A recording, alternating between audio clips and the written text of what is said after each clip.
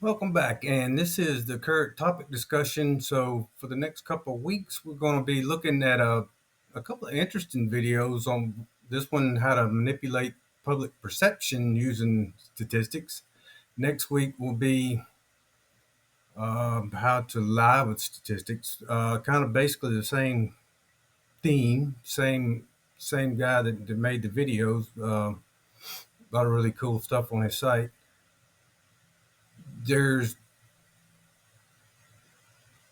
This one's going to go kind of on the line with all the biases that you'll read, in chapter two of the Navarro book. And next week we'll have a little bit more to do with prediction. Is when we'll get into that. So, um, don't need to provide peer-reviewed reference or anything like that. Again, for these, especially for the next couple, I only want honest opinions. If you need to look something up, fine. Go ahead, cite whatever you use, but most of the answers are right in the video. Just make sure you watch it, puts your own thought into it, puts things into your own words, and try to learn something. So,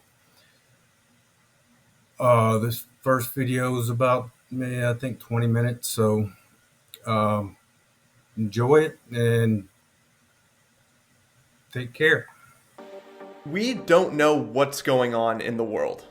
Okay, I'm saying that loosely. I don't mean like every single one of us is unaware of the real issues or anything like that.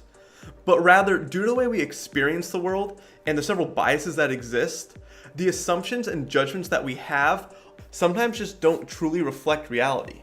And hopefully this shows you a little bit about why that's the case. So let's start with a more fun question, and that's, on average, who has more sexual partners in a lifetime? Men or women? This is actually how a 2010 MIT computer science lecture started. So today we're going to talk about sex. For this question, we are only considering opposite sex partners, as in men sleeping with women and vice versa. Alright, internet, don't get mad, it's just to make the math easier. Now, before we answer this, let's just note that if we walk down the street asking people this question, we're probably going to get very polarized answers from people that are basing their answers on what they observe in reality, what they observe among their friend groups, and so on. But I'm sure many of you guys realize that if a man sleeps with a woman, then by default she has slept with him as well. So it should be even in terms of everyone's numbers are going up together. But we're going to get even more specific and account for the fact that there are slightly less women on Earth than men. So let's use graph theory to see how we can answer this question. And since I don't want to account for the billions of people on Earth, let's analyze a hypothetical world where there's a total of 4 women and 5 men. Alright, so right now no one has slept together, meaning the total sexual partners for both sides is 0. If 2 people sleep with each other, we represent that with a line or edge connecting them. So let's say these 2 have slept together, and that same man sleeps with another woman. Now he has a total of 2 partners, and each of those women has a total of 1, which keeps the totals in both categories equal. If these 2 get together, it adds 1 to each of their numbers and still keeps the total the same. And no matter how many sexual encounters happen, our totals remain the same. In more technical terms, we're saying that the sum of everyone's degree, aka their number of partners, will always be the same for both columns due to the reciprocal nature of 2 people sleeping together. For the men's side, if we take that total and divide it by the 5 men, we find the average number of sex partners that men have. Then we can do the same for the women, where we just divide by 4 instead. So in this scenario, women have on average more partners than men. But that's simply because there's less of them. I mean, the totals that we see here will always be the same. But if you have fewer people in one group, that group will have a higher average due to the smaller denominator. We can then take this a step further and divide the averages by each other, which tells us that women have exactly 1.25 times more partners than men. But this number is nothing more than the ratio of men to women, and this will always be the case. As in, if you want to find how many more partners women have compared to men, you don't need to do any surveys, but rather just divide the population of men by that of women, and you have your answer.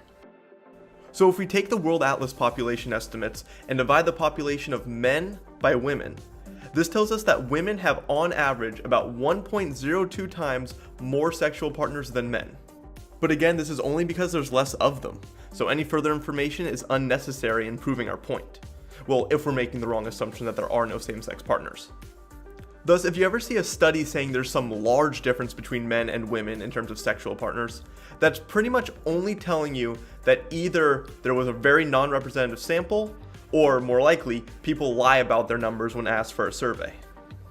Now, in that same MIT lecture, the professor follows all of this by saying that years ago, the Boston Globe released an article saying that of the campuses they surveyed, on average, minority students studied with non-minority students more than the other way around, if that makes sense. To be fair, I couldn't find this article, maybe because it'd be a really old one, but I want to trust the MIT professor on this one because it makes for a good story. Anyways, the article, as it's stated, is 100% true. And that's because by definition, there are less minority students than non-minorities. And when two people study with each other, we can think about that as those two being connected by an edge, just like we saw before. Really, we can just think of this graph as representing study partners instead of sex partners, and the analysis stays the same. The totals are the same for both groups, but since there are fewer people in the left column, which we could consider the set of minority students, once we take the average after interviewing all of them, we find their average is higher, or they've studied with non-minority students on average more than the other way around. Essentially, that study the Boston Globe did should have said that thing that's guaranteed to happen mathematically happened. But we all know that's not how people are going to interpret this. Then going back to dating, let's turn to Bergson's paradox so we can see a huge flaw in a very real stereotype. Now, I have talked about this in a much older video, so if you've seen it, you can skip here, but it just fits so well in this video, I had to include it. Now, the stereotype we'll be looking at is good-looking people typically have bad personalities, which we've all heard before. So the way someone may develop this assumption is through their dating experiences.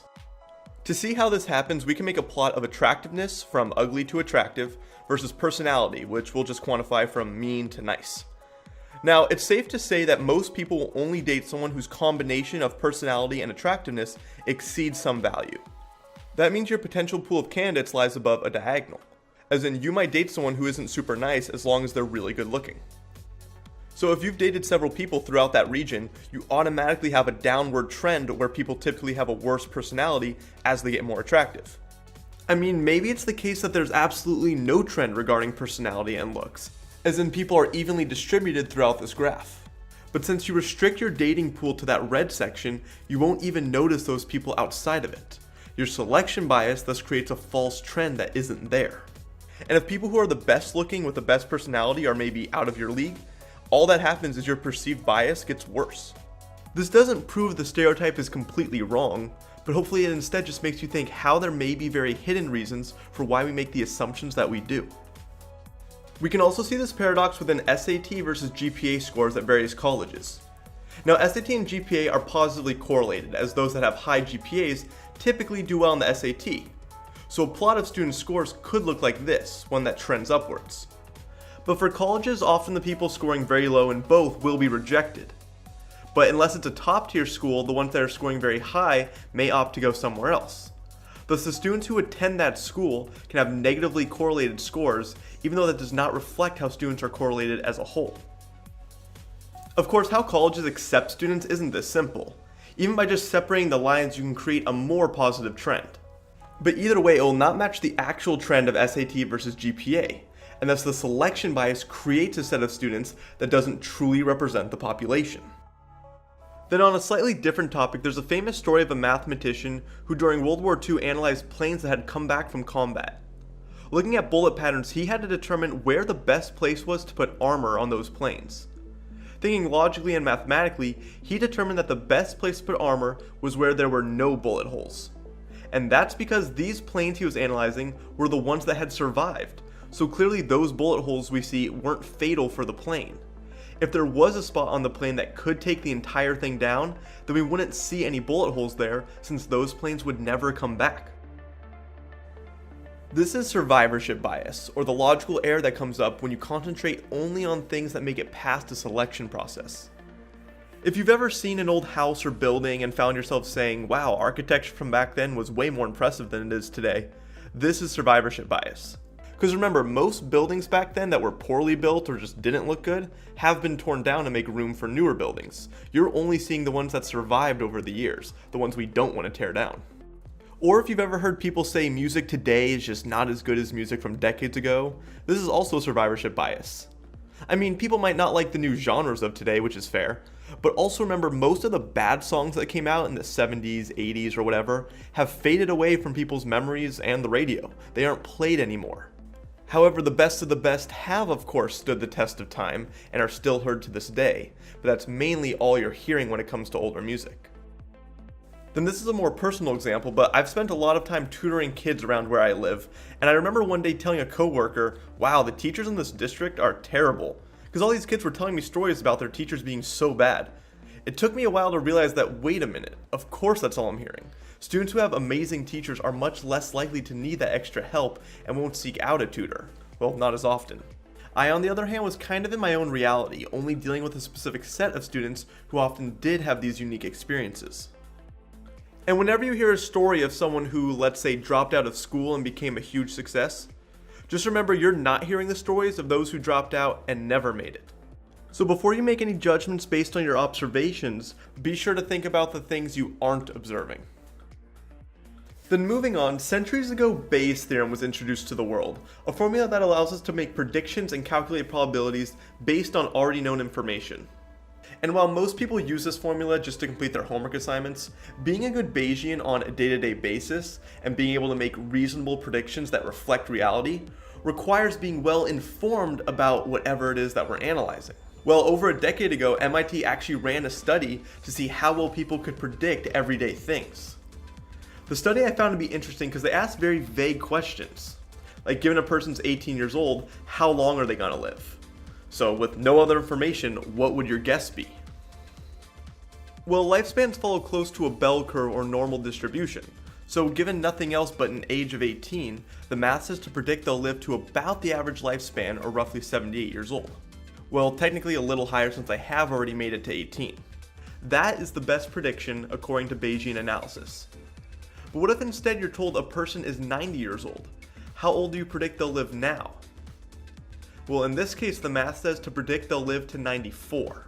Don't worry about why that number specifically, but just notice that since they have lived past the average, we obviously don't make as big of a leap.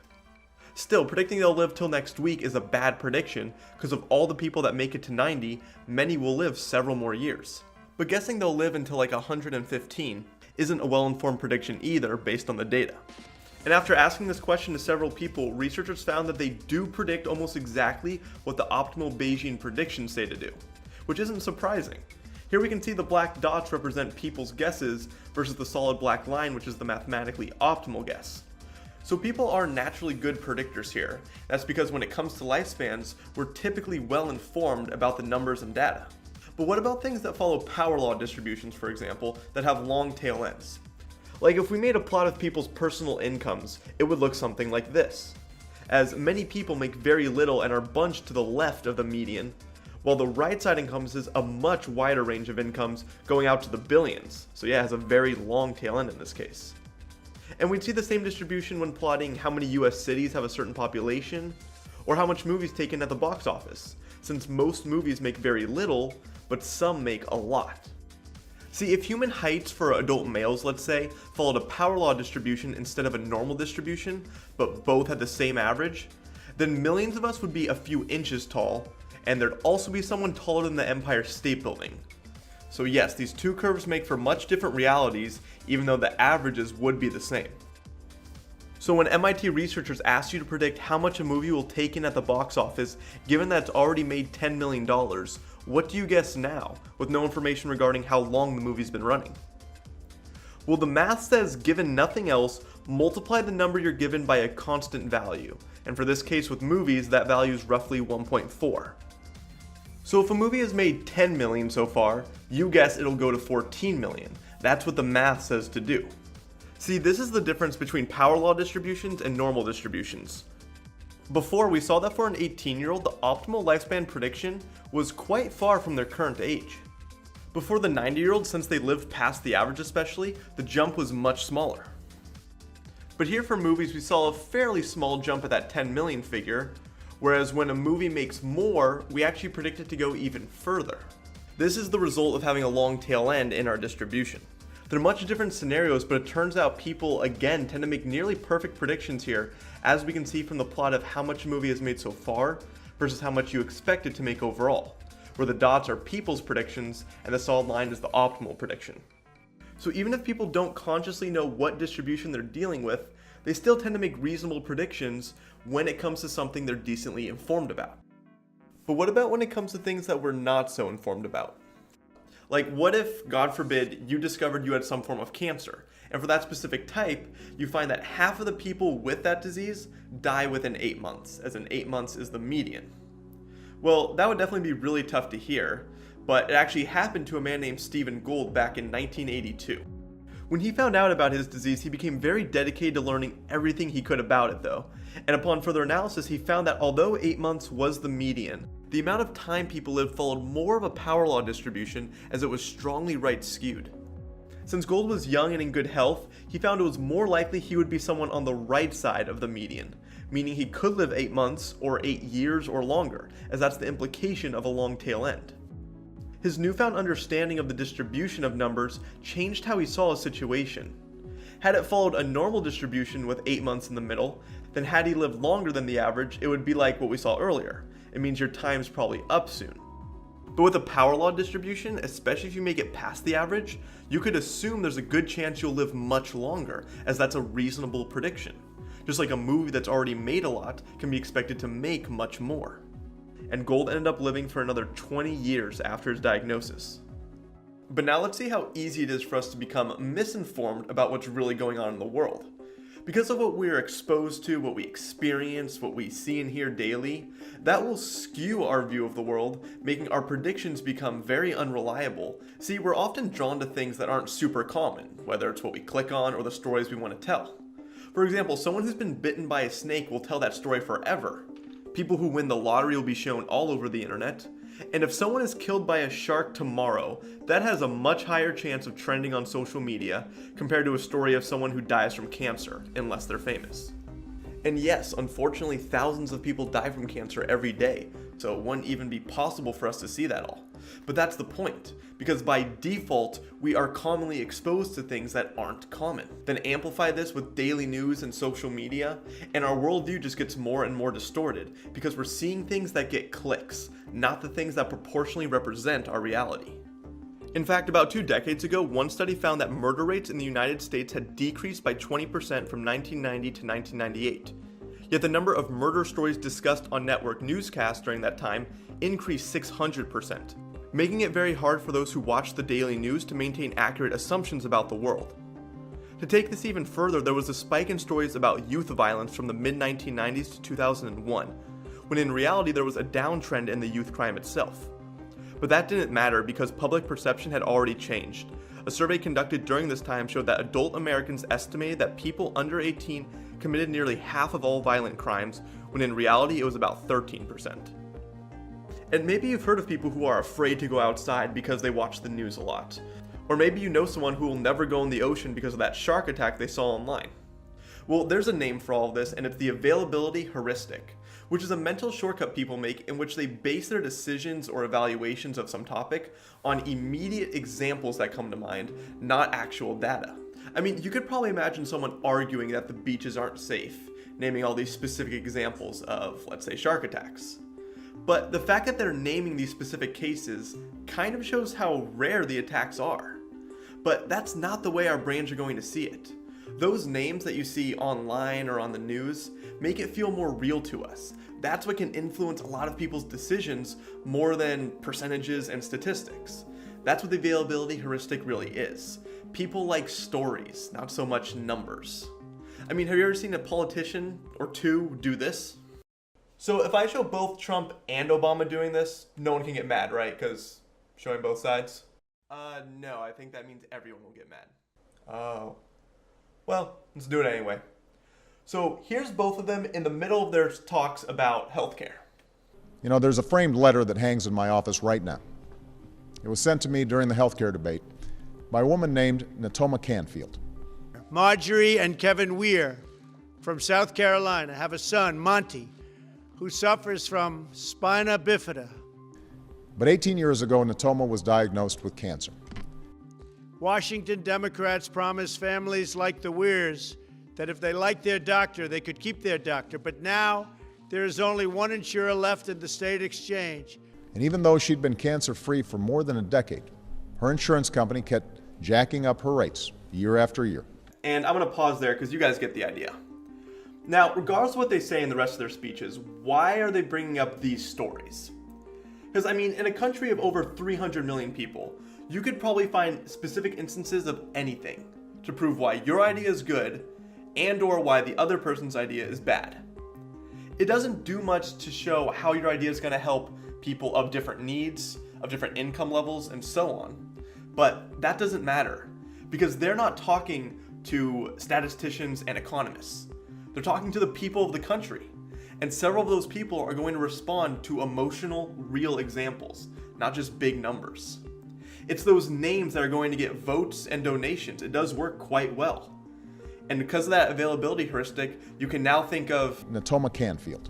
Or Marjorie and Kevin Weir. when you go out to vote or when you debate someone on social media.